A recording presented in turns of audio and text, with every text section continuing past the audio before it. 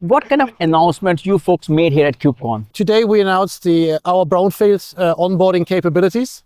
Emma traditionally served customers who have needs for Greenfield, new deployments, but of course there's a lot of Brownfield out there, and for us that's an important evolution, because as from today we will also be able to serve customers that they discover their Brownfield estate, they bring it under governance and visibility into Emma without migrating the workloads, and govern it next to what's coming for them in their evolution.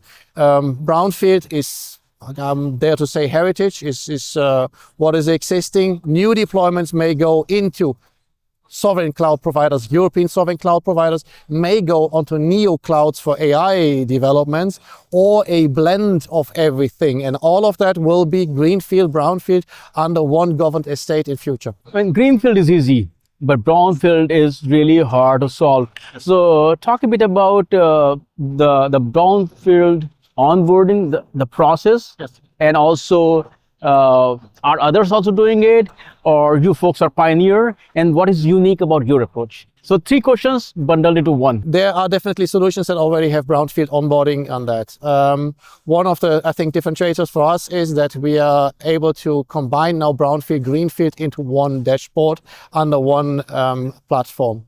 The process is quite easy. It's a discovery process. It's connection of accounts to Emma platform, and it's an automated discovery process, which is not a all-in process, but it's a selective process. That means that the user, upon discovery, can still decide which resources need to be visible or which resources should not be visible. That's part of the process.